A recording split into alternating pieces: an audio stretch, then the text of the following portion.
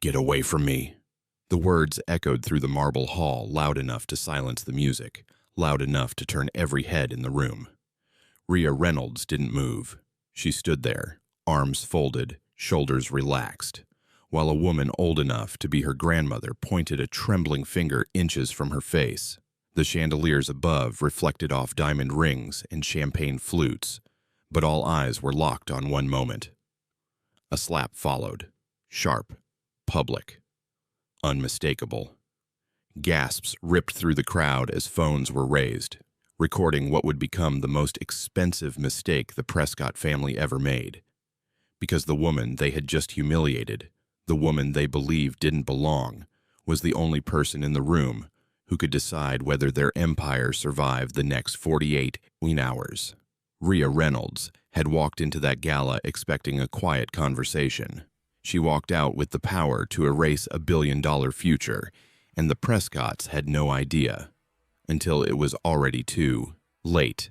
If stories about power, consequences, and justice matter to you, hit like, subscribe, and turn on notifications. We're on the road to 1,000 subscribers, and your support helps these stories reach the people who need to hear them. The gala didn't announce itself with noise. It announced itself with certainty. Certainty that everyone inside belonged. Certainty that everyone outside did not. Ria Reynolds felt it the moment she stepped onto the marble floor. Not the music, soft, orchestral, intentionally forgettable. Not the chandeliers, imported crystal, hanging like frozen wealth above the room. Not even the dresses or tuxedos, stitched with money and expectation. It was the look, that subtle, synchronized glance people give when they're deciding something about you before you've spoken. Ria had learned to recognize it early in her career. It wasn't curiosity. It wasn't interest. It was classification. Who is she? Why is she here? Does she belong? She walked forward anyway. Her blue gown moved quietly with her, silk catching the light in a way that felt almost intentional, though she hadn't chosen it for attention. She'd chosen it because it made her feel steady. Because tonight wasn't supposed to be about appearances. Tonight was supposed to be simple. A courtesy appearance. A handshake. A brief conversation that would smooth tomorrow's announcement. That was it. Ria Reynolds didn't need rooms like this to validate her. She'd built her life far away from chandeliers and charity auctions. Conference rooms with no windows. Red-eye flights. Boardrooms where people listened not because they liked her, but because they needed her. Still, rooms like this always tested something deeper, because this room had rules, unwritten ones.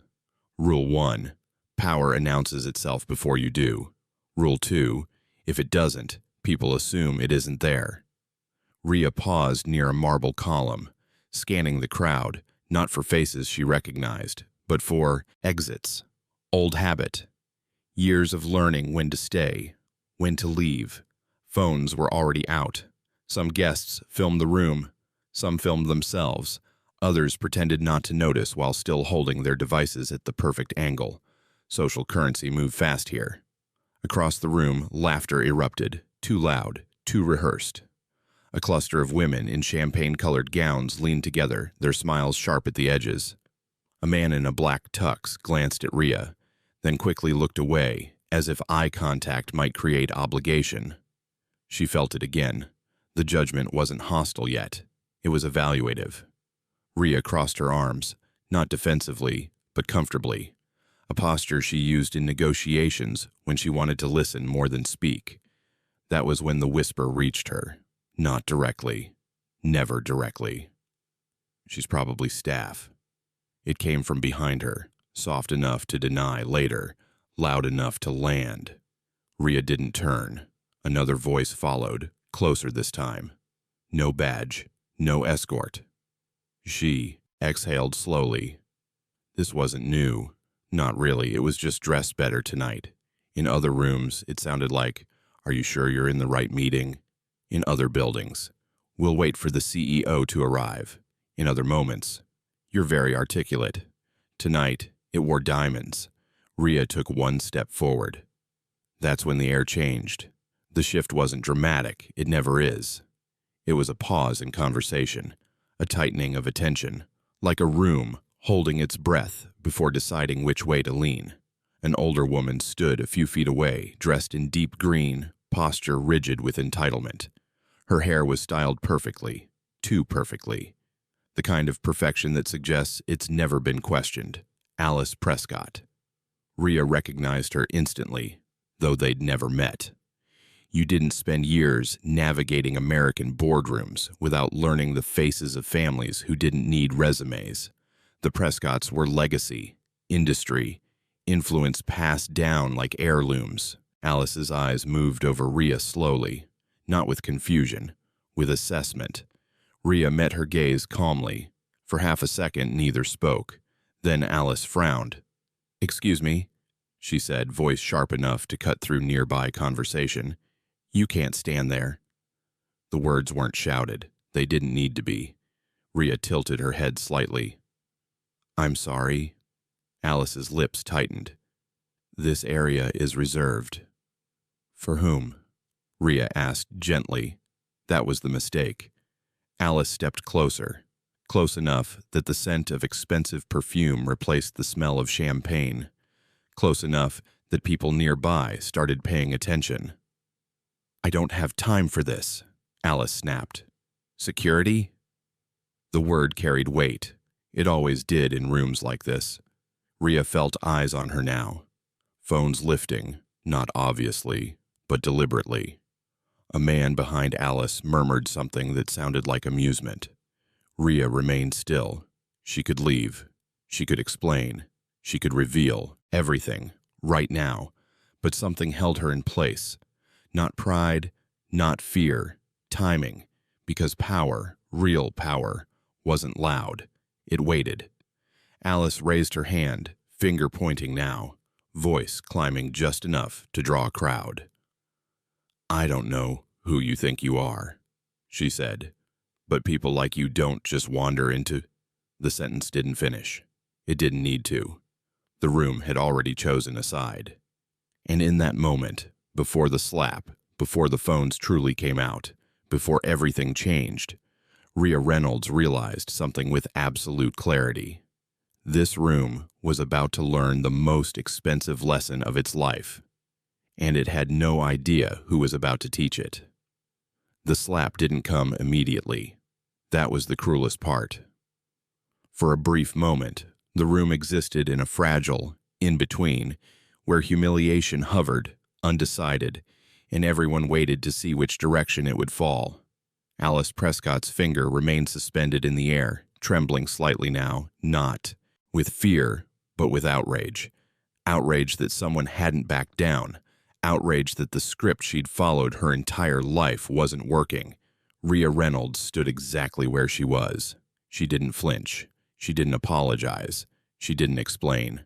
Silence stretched, thick and uncomfortable. Around them, people leaned in. Phones were no longer subtle. Screens glowed openly now, reflections dancing across marble walls and diamond necklaces. This wasn't concern. It was anticipation.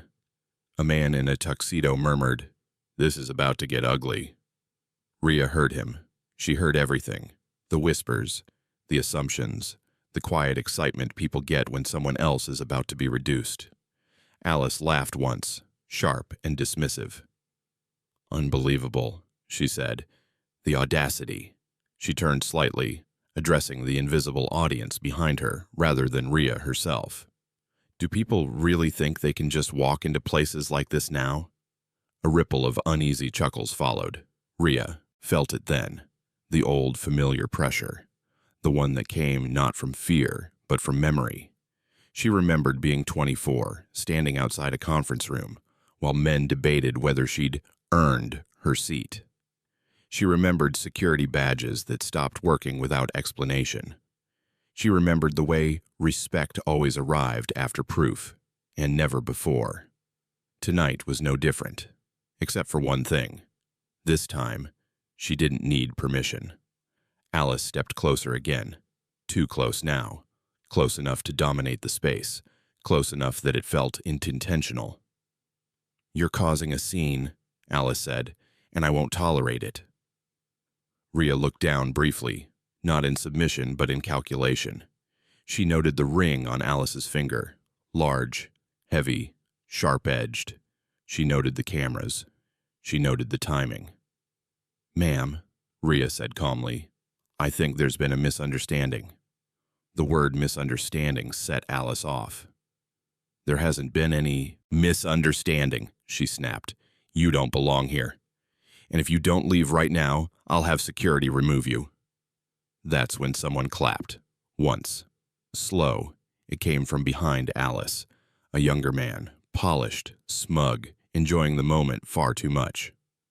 "About time," he said. "Honestly, this place attracts all kinds lately." Grant Prescott. Ria hadn't seen him before, but she recognized entitlement when she heard it. He leaned casually against a column, drink in hand, watching like this was entertainment. "Aren't galas supposed to be exclusive?" he added. "Guest standards are slipping." Laughter followed. Thin, nervous, complicit. Ria's jaw tightened, not visibly, but internally. A controlled reaction. One she'd perfected. Across the room, another figure raised her phone higher. Ava Prescott. Young, beautiful, smiling. She angled the camera just right, capturing Alice's profile, Ria's silence, the crowd's reaction. Her thumb hovered over the screen, already narrating. "This is wild," Ava said softly to her phone. "Some woman is literally refusing to leave. Mom's being way nicer than I would be." The comment section was already scrolling. Ria could feel the weight of it now. Not just eyes, but judgment amplified, digital, permanent.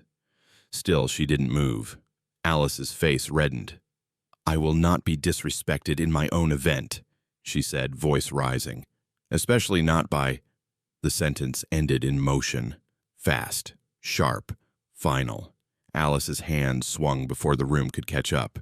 The sound wasn't loud, but it was unmistakable. Skin against skin, shock against silence. Ria's head turned slightly with the impact. Not dramatically, not violently, just enough. For half a second, no one breathed. Then the room exploded. Gasps, shouts, phones surged upward like weapons. "Oh my God. Did she really? Is this real?" Ava's phone shook as she gasped loudly into it. "Oh my God. Guys." Ria didn't touch her face. She didn't raise her voice. She simply looked back at Alice Prescott, slowly. The older woman seemed to realize what she'd done at the exact same moment everyone else did. Her hand hovered in the air, frozen, fingers still curled. Shock flashed across her face, but it vanished quickly, replaced by indignation. "She threatened me," Alice said immediately. "I was defending myself." The lie came easily. Grant stepped forward. "Yeah, she was being aggressive." Aggressive. Ria almost smiled. Security finally moved in, 2 men in dark suits approaching from either side. Their faces were neutral, practiced. They didn't look at Alice. They looked at Ria. "Ma'am," one of them said carefully, "we're going to need you to come with us." The words landed like confirmation. Around them, people nodded. Relief visible, order restored. Ria felt the sting on her cheek now. Not just physical, but symbolic. The familiar message. This is how it works. She looked at the guard, then past him. Toward Alice, Grant, Ava. Toward the cameras. Toward the room that had already decided. "Of course," Ria said softly, and she stepped forward. But as she did, her phone vibrated once in her clutch. Then again, she didn't check it. Not yet. Because what the room still didn't understand, what Alice Prescott couldn't possibly imagine, was that the most dangerous thing Ria Reynolds had brought into that gala wasn't her presence. It was her patience. And in exactly 1 minute, that patience was going to cost someone everything. Security didn't rush Ria Reynolds out. They never do. They walked her slowly, just fast enough to show authority, just slow enough for the cameras to keep rolling. One guard at her elbow, the other half a step behind, as if she might suddenly become dangerous. Ria noticed everything. The way conversations restarted too quickly. The way relief spread through the room like champagne poured too fast. The way Alice Prescott straightened her posture, already rewriting the story in her head. Order had been restored. At least, that's what everyone believed. "Thank God," someone whispered behind a fan of diamonds. "That could have been bad," another said, meaning bad for them. Grant Prescott exhaled a laugh, shaking his head. "Unbelievable," he muttered. "People really have no shame anymore." Alice touched her ring absent-mindedly, then glanced at her hand, as if noticing it for the first time. A flicker of something crossed her face. Regret, maybe. But it hardened almost instantly.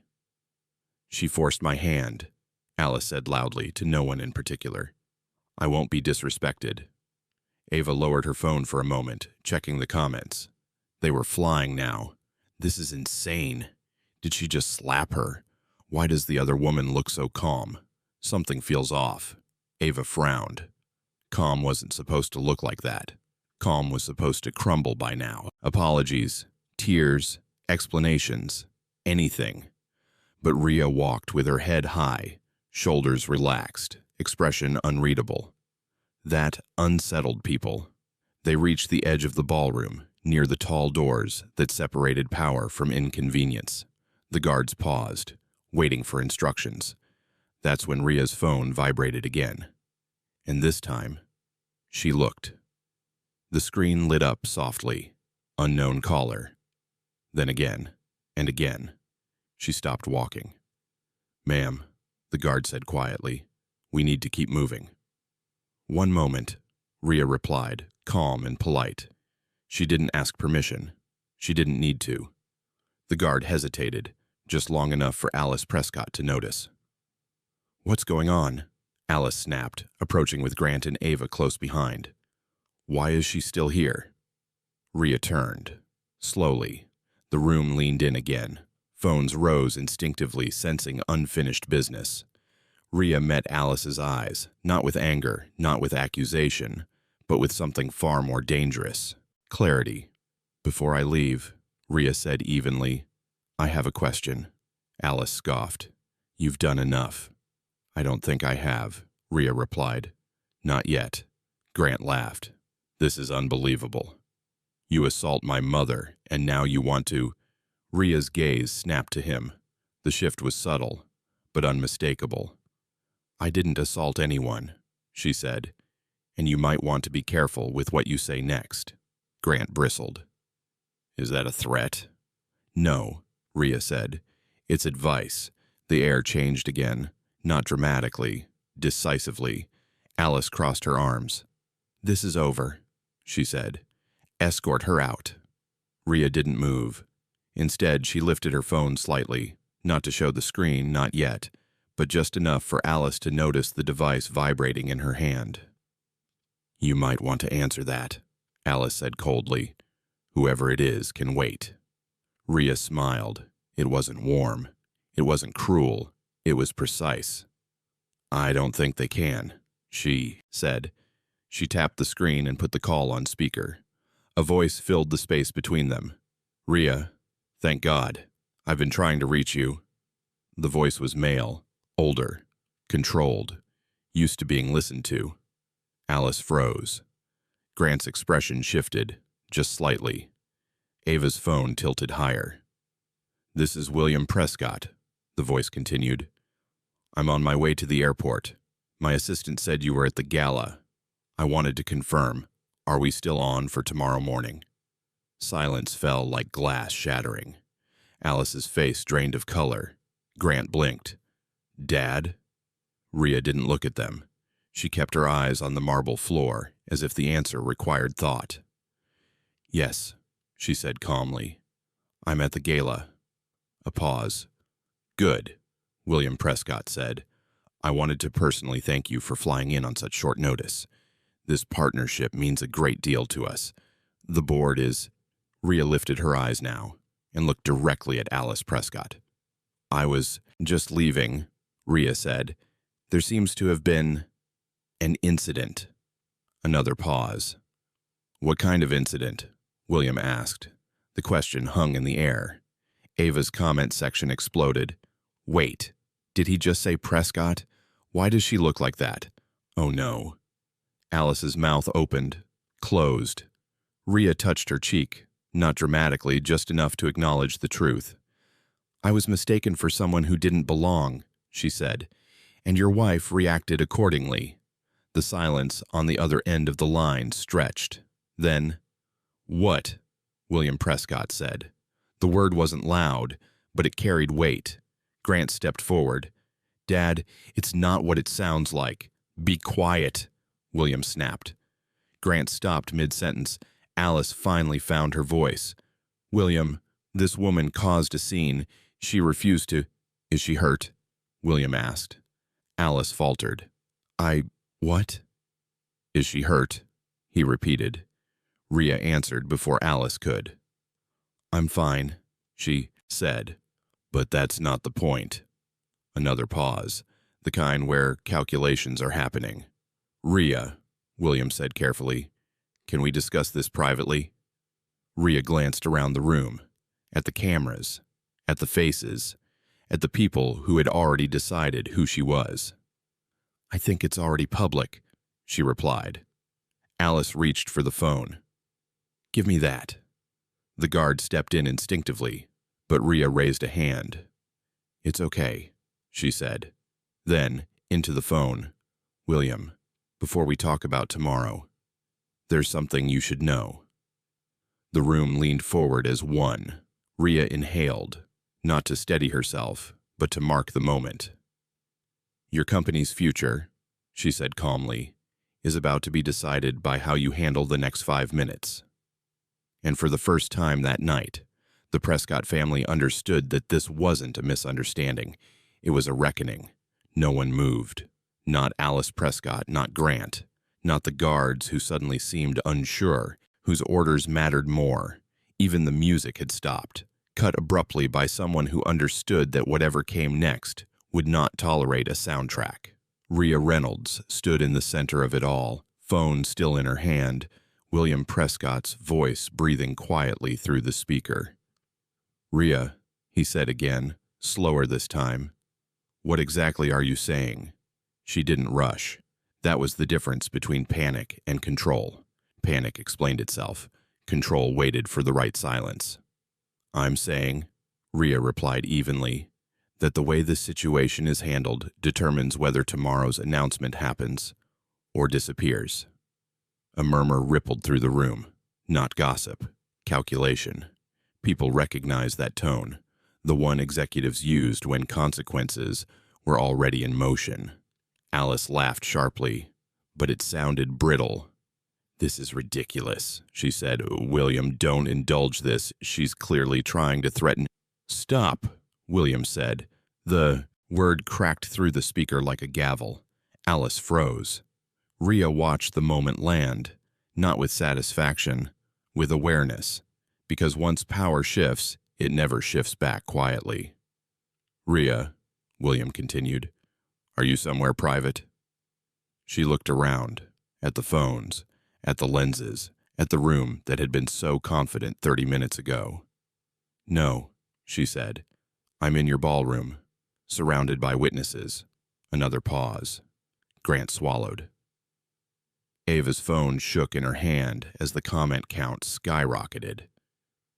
This is insane, Grant muttered under his breath. Ria's eyes flicked to him. Is it? She asked. Or is it just inconvenient? Grant opened his mouth, then closed it. For the first time that night, he had nothing prepared. William exhaled audibly. Ria, my assistant said you were bringing documents tonight. Is that correct? Yes. And are those documents still in your possession? Ria glanced down at her clutch, slim, leather, unassuming. Yes. The room leaned forward again. People knew documents, contracts, paperwork that decided things quietly while egos argued loudly. What documents? Alice demanded. William, what is she talking about? William ignored her. Ria, he said, You're referring to the final authorization clause, aren't you? Ria smiled, not visibly but internally, because that was the first time anyone in that room had said the right words. Yes, she said. I am. A low sound escaped Alice's throat. What clause? Grant's face had gone pale. He was staring at Ria now, not with disdain, but with something dangerously close to recognition. Dad, he said carefully, what clause? William didn't answer him. Instead, he said, Ria, I need to know exactly what happened. Ria didn't embellish. She never did. Your wife mistook me for someone who didn't belong, she said calmly. She accused me of trespassing. She raised her voice. She struck me. Alice exploded. I defended myself. No, Ria said quietly. You defended your assumptions. The words landed harder than the slap ever had.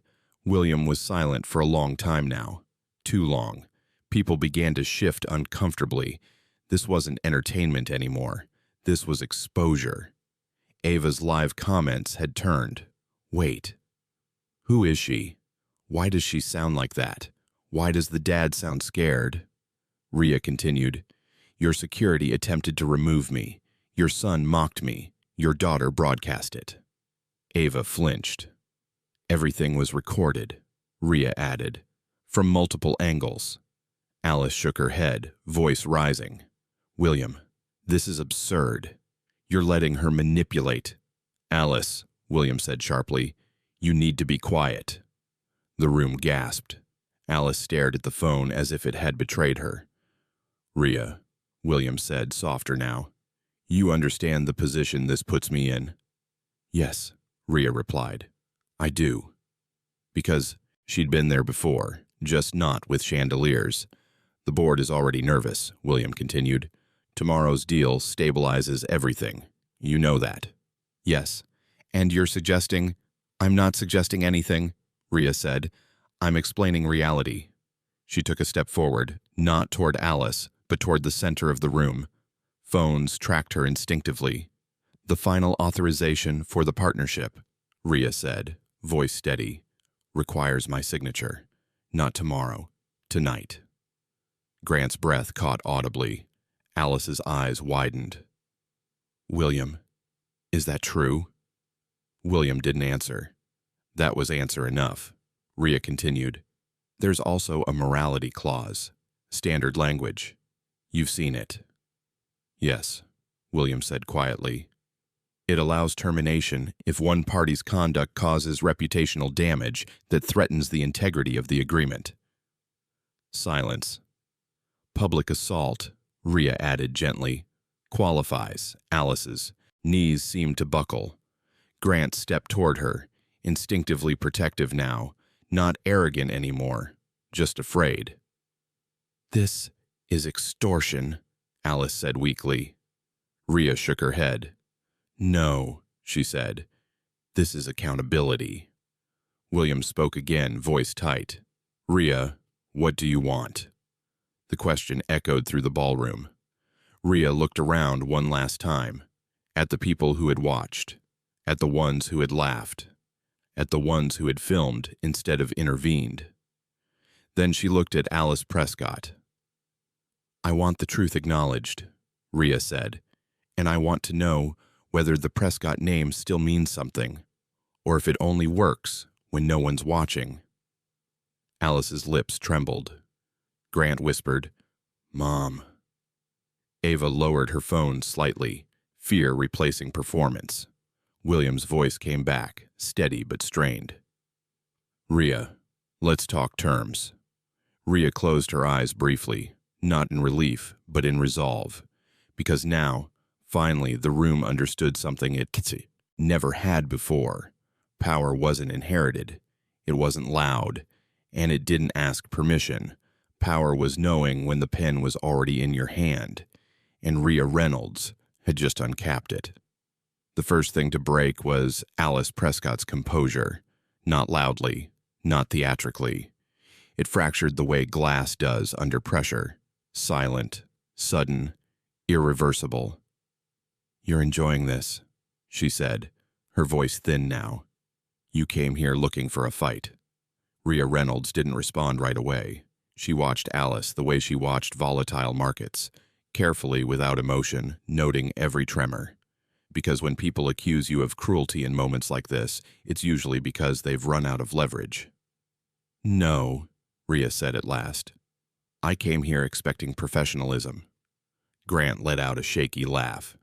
"You're really going to destroy a billion-dollar deal over a misunderstanding?" Ria turned to him fully for the first time that night. "Do you know what a misunderstanding is?" she asked. Grant stiffened. "Excuse me?" "A misunderstanding," Ria continued, "is confusing a date or misreading an email. It's not striking someone in public because you decided they didn't belong." Grant opened his mouth, then closed it. Alice pressed her hand to her chest, her breathing uneven. "William," she said into the phone, desperation creeping in, "tell her this isn't how business works." William Prescott's silence was heavy now. When he finally spoke, it wasn't with authority. It was with calculation. "Ria," he said slowly, "the clause you're referring to, it requires intent." Ria nodded. "It requires conduct," she corrected, "and documentation." She gestured around the room. Phones, cameras, witnesses. "Intent is implied," she said, "when behavior is repeated, defended, and broadcast." Ava flinched again. She had stopped narrating. Her phone was still live, but she wasn't smiling anymore. The comments were no longer jokes. They were questions. Why did they think she didn't belong? Why didn't anyone stop it? Why does this feel bigger than a slap? Ava whispered, "Mom." Alice snapped her head toward her. "Not now." But it was already too late. The room had shifted again, not toward outrage, toward distance. People were stepping back, physically and socially. No one wanted to be seen too close to the Prescotts now. No one wanted their silence recorded as complicity. Ria felt it, the loneliness that power brings when it starts to fail. "Ria," William said carefully, "if this goes public beyond what's already happened, the damage will be extensive." "Yes," Ria agreed. "It will. You understand that affects thousands of employees." "Yes," she repeated. "That's why I'm standing here instead of walking away." Alice scoffed weakly. "Oh, please, don't pretend this is about workers."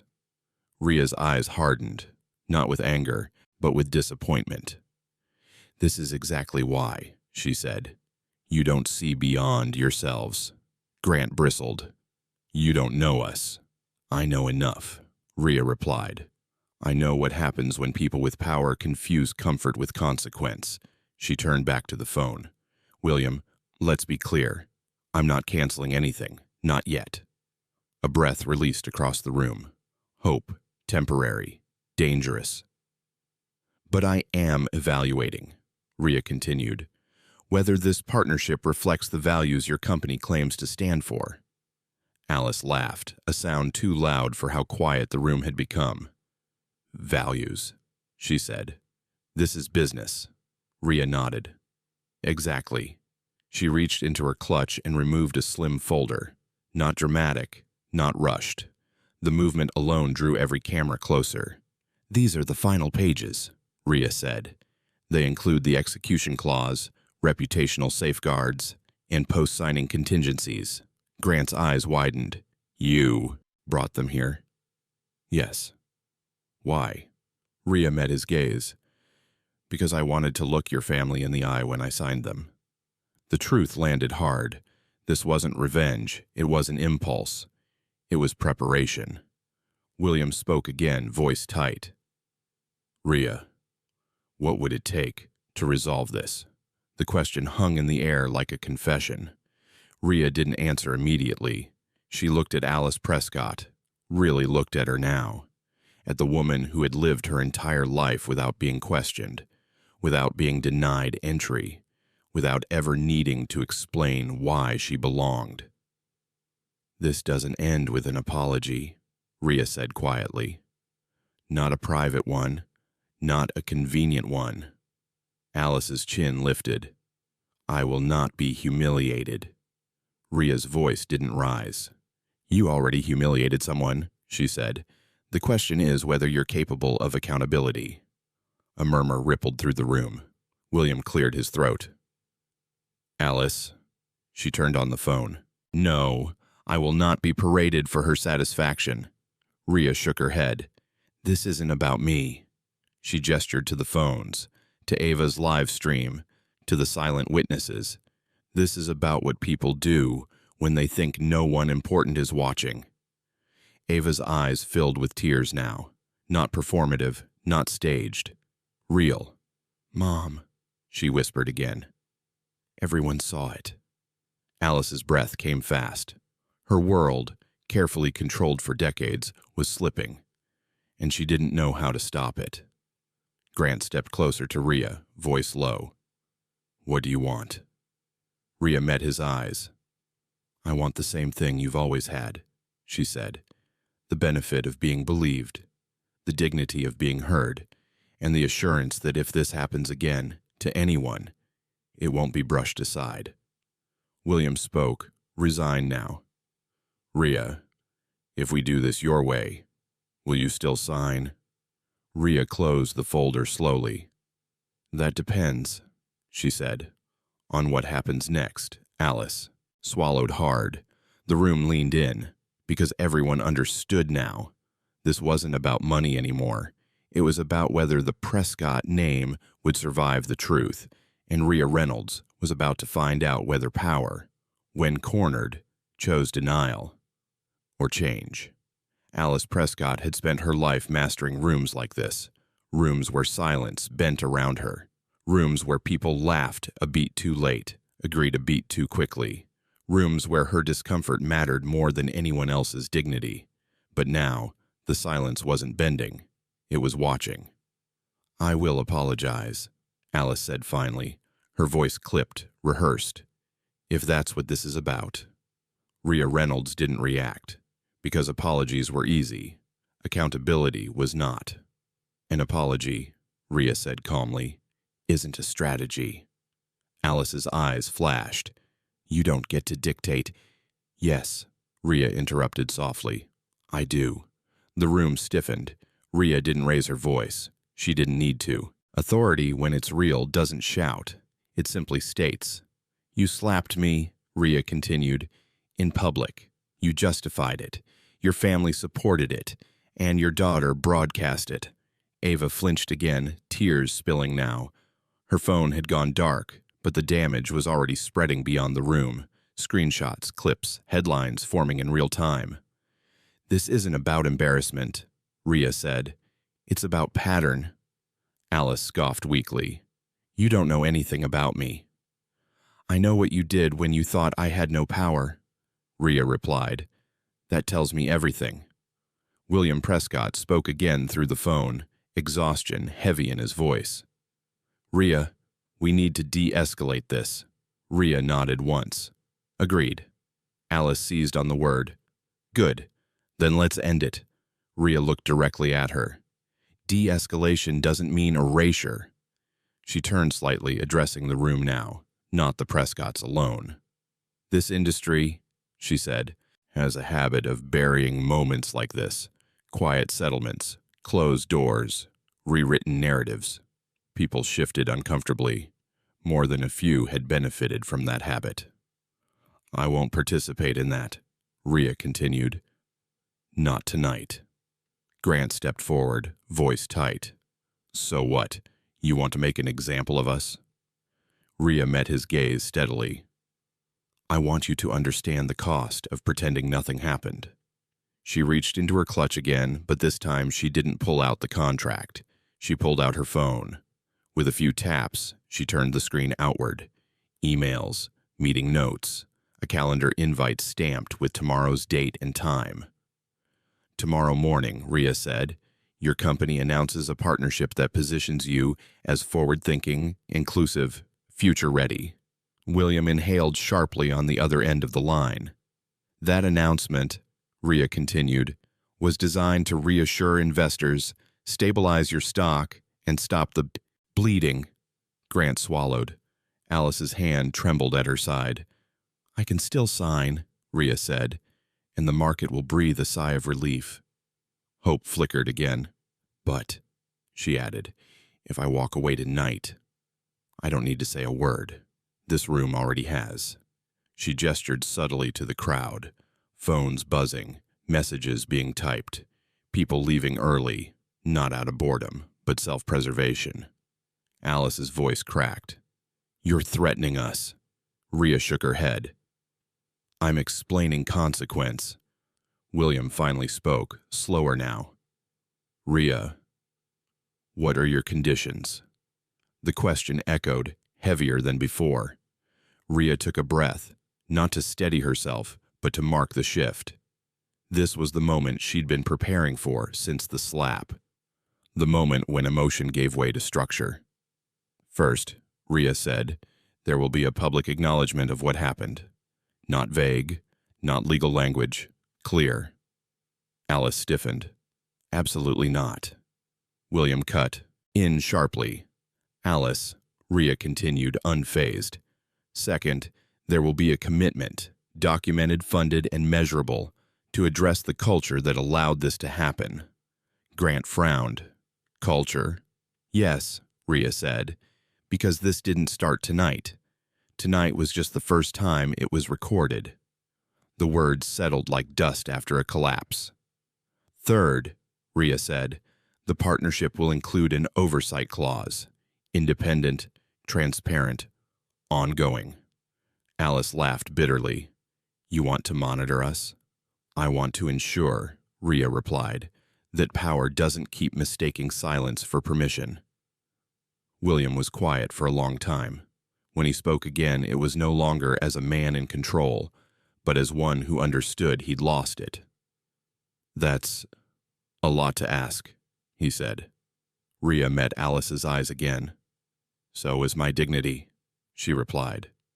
Ava let out a sob, covering her mouth. Grant stared at the floor. Alice looked around the room, finally seeing it not as her stage, but as her witness. This is extortion, Alice whispered. Ria's voice softened, not with mercy, but with truth. No, she said. This is what happens when accountability catches up to privilege. William exhaled slowly. If we agree, will you sign? Ria didn't answer immediately. She looked at the guards who had moved first, toward her, not Alice. She looked at the guests who had filmed instead of intervened. She looked at Ava, who had learned too late that content has consequences. Then she spoke. I will sign, Ria said, if, and only if, this moment leads to change, not damage control. Alice closed her eyes. Grant whispered, Mom. Alice opened them again, glassy, defeated. What do you want me to say? She asked. Ria's voice was steady, but there was steel beneath it now. The truth, she said, out loud. The room leaned forward one final time, because everyone understood what was coming next. Not a signature, not a settlement, but a reckoning, spoken, recorded, and impossible to undo. No one told Alice Prescott to step forward. No one needed to. The room itself seemed to push her, silent, expectant, merciless. Every phone was raised now. No pretense, no shame. This was no longer a private reckoning. This was public record. Alice took one step, then another. Her heels sounded louder than they ever had before, clicking against marble like a countdown she couldn't stop. She reached the small platform near the center of the ballroom, the one meant for announcements, thank yous, applause. She gripped the edge of the podium. Her hands were shaking. Ria Reynolds stood a few feet away, arms relaxed at her sides, posture open but immovable. She wasn't looming, she wasn't smirking. She didn't need to. The moment was already doing the work for her. William Prescott's voice came through the phone again, low and tight. Alice, he said, say exactly what happened. Alice swallowed hard. The word exactly terrified her. She looked out at the room, at faces she'd known for decades, at allies who suddenly wouldn't meet her eyes, at strangers who would remember this moment long after the champagne dried. Then she glanced at Ava. Her daughter's face was streaked with tears, phone clutched to her chest now, not for content, but because she didn't know what else to hold on to. Alice inhaled. "My name is Alice Prescott," she began. Her voice cracked immediately. A ripple moved through the crowd, not sympathy, not cruelty, recognition, the sound of someone losing control of a story they'd always owned.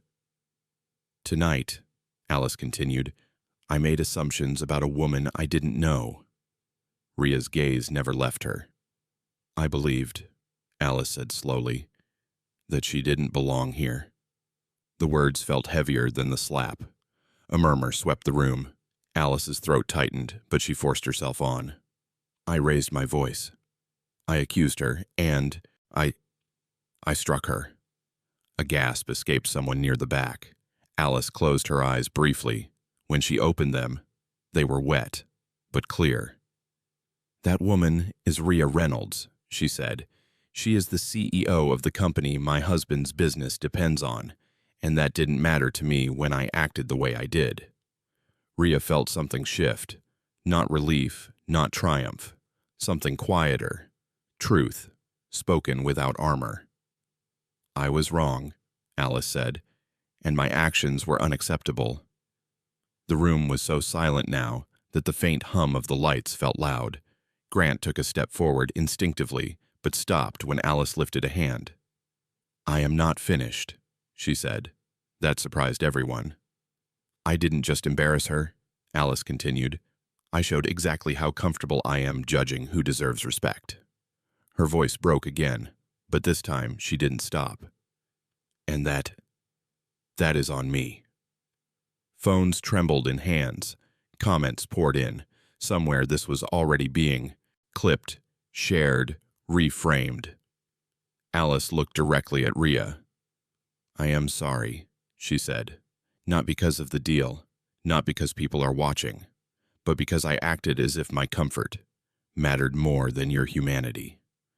Ria held her gaze. For a long moment she said nothing. That silence, measured, deliberate, was the most powerful sound in the room. Then Ria nodded once. "Thank you," she said. 2 words. No embellishment, no forgiveness promised, just acknowledgement. Alice stepped back from the podium as if she'd aged 10 years in 10 minutes. Grant exhaled shakily and moved to her side. Ava stared at Ria, not with resentment now, but with something closer to awe, or fear, or both. William's voice came through the phone again. "Ria," he said quietly, "you have my word. We will put everything you outlined into writing. Tonight." Ria didn't answer immediately. She walked forward, slowly, deliberately, until she stood beside the podium. The movement alone drew a fresh wave of cameras. "I want to be clear," Ria said, her voice calm but carrying effortlessly. "This isn't about punishment." A few people shifted, surprised. "It's about precedent," she continued. "What happens here tonight will be referenced in rooms I'll never enter, by people who will never meet me." She looked around. "This industry watches what it can get away with." Her eyes returned to Alice. "And it watches what it cannot." Ria reached into her clutch and removed the folder again. "This partnership will move forward," she said, "with the conditions already discussed. Public accountability, cultural oversight, independent review." Grant stiffened. "That's permanent." "Yes," Ria replied. "Change only works when it's inconvenient." William didn't argue. "Send the revised documents," he said. "I'll have legal sign within the hour." Ria nodded. She turned to the room one last time. "I didn't come here looking for a moment," she said. "I came here expecting a conversation." She paused. "But if this is the conversation we needed to have, then let it be heard." With that, she closed the folder and handed it to the nearest attendant. The crowd didn't applaud. They didn't know how. Applause felt wrong, too celebratory for something this exposed. Instead, people began to step back, to check phones, to leave early, because everyone understood the same thing now.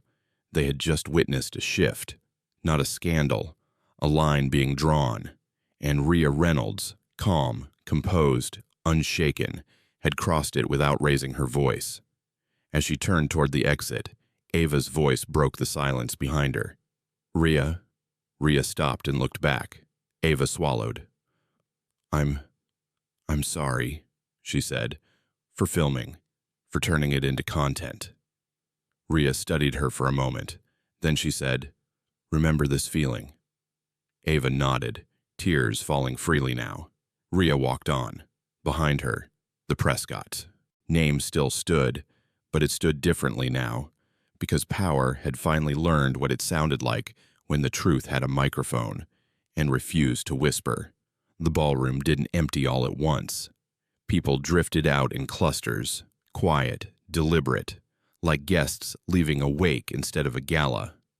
Conversations were hushed now, words chosen carefully, as if volume itself might be recorded and replayed. Ria Reynolds noticed who stayed. Not the loud ones, not the ones who had filmed first. The ones who remained were the observers, the operators, the people who understood that moments like this didn't end when the doors closed. They echoed. Ria stood near a side table, phone pressed lightly to her ear, listening as her legal counsel spoke in clipped, efficient sentences, numbers, clauses, timelines. Nothing emotional, nothing dramatic, just consequences being formalized. Yes, Ria said quietly. Send it through. She ended the call and exhaled slowly, not from relief, but from completion. This part, at least, was familiar. The language of contracts had always felt safer than the language of rooms. Across the ballroom, Alice Prescott sat heavily in a chair, shoulders slumped, hands folded in her lap like she didn't trust them anymore. Grant stood nearby, saying nothing. Ava sat on the floor against a pillar, phone dark, staring at a spot on the marble as if she could rewind time by sheer will. William Prescott arrived 15 minutes later, not in a rush, not in a panic. He entered the room like a man who had already lost something and was trying to figure out how much more he could afford to give up. The chatter died instantly. He was tall, silver-haired, impeccably dressed. Power still clung to him, but it was quieter now. He spotted Alice first, then Grant, then Ava, and finally Ria. He walked toward her alone. Ms. Reynolds, he said, extending a hand. Ria looked at it for half a second before taking it. His grip was firm, but careful. I owe you an apology, William said, not as a businessman, as a man who should have ensured better. Ria nodded once, acknowledged, not forgiven, not dismissed, acknowledged. William gestured toward a small table. Shall we? They sat. The revised documents lay between them, neatly stacked, tabs marked, language precise, the kind of paperwork that ended debates and began realities. This partnership, William said, was supposed to be a reset for us. Ria met his gaze. It still can be. He studied her, searching for something. Anger, satisfaction, triumph. He found none of it. You know, William said quietly, my wife has never been told no. Ria didn't respond. She grew up in rooms where power protected her, he continued. I suppose I assumed it always would. Ria closed the folder gently. Power doesn't disappear, she said. It just changes hands. William nodded slowly. And tonight, he said, it changed. He picked up the pen. The room seemed to lean in again, instinctively, unconsciously. Even those pretending not to watch felt the weight of the moment. William Prescott signed. The sound of pen against paper was barely audible, but it landed like thunder. Ria didn't smile. She added her signature beneath his, clean, steady, unmistakable. The partnership was official, but it was no longer the partnership the Prescotts had imagined. William set the pen down. "We will honor every condition." "I expect you will," Ria replied. "Not because you have to, but because you'll be watched." William glanced around the room. "Yes," he said, "we will." They stood. Alice approached slowly, as if unsure whether she was still welcome in the space. Her eyes were red, her posture stripped of its usual certainty. "I meant what I said," Alice told Ria. "I don't expect forgiveness." Ria looked at her carefully. "Forgiveness isn't the goal," she said. "Change is." Alice nodded, swallowing hard. "Then I hope we do better." "So do I," Ria replied. Grant cleared his throat. "Ria, She raised a hand gently. "Not tonight." The words weren't cruel. They were final. Ria turned toward the exit. As she walked, people stepped aside, not out of fear but respect. Not the kind that flattered, the kind that recalibrated. Outside, the night air felt cooler, sharper. The city hummed the way it always had. Indifferent, relentless, alive. Ria paused on the steps, pulling her coat around her shoulders. Her phone buzzed, a message from her team. Markets reacting positively. Press picking up story. "Your statement?" Ria typed back. "No statement tonight. The facts will speak for themselves." She slipped the phone into her pocket and looked up at the skyline. For years, she had believed that success meant mastering silence, absorbing slights, choosing battles, surviving rooms that weren't built for her. Tonight had changed that, not because she raised her voice, but because she refused to lower her worth. Behind her, the Prescott Gala would be remembered as a turning point, not because of a slap, but because someone finally signed a future that couldn't ignore the past. And Ria Reynolds walked into the night knowing one thing with absolute certainty: the next room would think twice. The headlines broke before sunrise. Not the soft kind, not the carefully managed kind. They were sharp, direct, unavoidable. Billionaire Gala turns into corporate reckoning. Video shows power shift after public assault. One deal signed with unprecedented oversight clause. Ria Reynolds woke to her phone vibrating nonstop. She didn't check it immediately. She sat on the edge of her hotel bed, sunlight creeping through the curtains, and let the night replay in her mind. Not the slap, not the cameras, but the silence right after. The moment when the room realized it had misjudged her completely. That silence was louder than any apology. When she finally looked at her phone, the notifications blurred together. Messages from colleagues, from competitors, from people who had been watching her career quietly for years. "You handled that with grace. About time someone drew the line. We need to talk." She set the phone down again. Across the city, the Prescott empire was already reacting. Emergency board meetings, crisis consultants, statements being drafted, revised, stripped of anything that smelled like evasion. The oversight clause, once unthinkable, was now being dissected by analysts and executives alike. Not as punishment, as precedent. By noon, the video had crossed platforms. It wasn't the slap that went viral. It was the pause. The moment Ria stood still while the world decided who she was supposed to be. People slowed the footage down, zoomed in on her expression, commented on her posture, her calm, her restraint. She knew, one comment read. She was always in control, said another. But Ria knew the truth. Control wasn't something she'd walked in with. It was something she claimed. At Prescott Industries, the mood was different.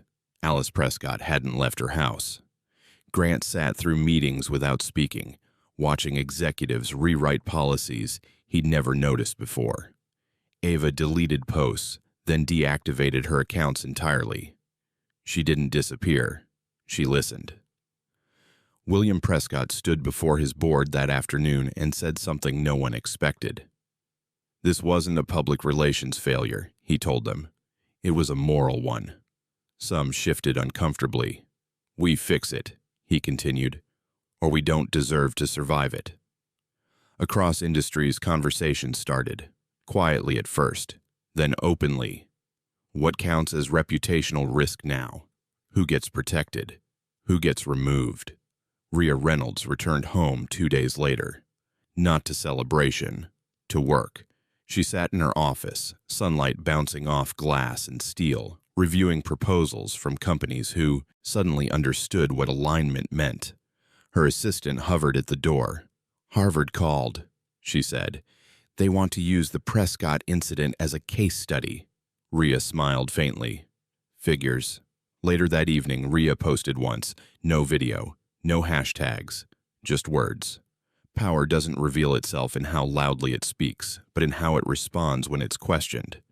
The post spread faster than anything she'd ever shared. People didn't just watch anymore. They remembered, and the next time a room tried to decide who belonged, it hesitated, because somewhere between a slap and a signature, something irreversible had happened. The room learned, and Ria Reynolds made sure it never forgot.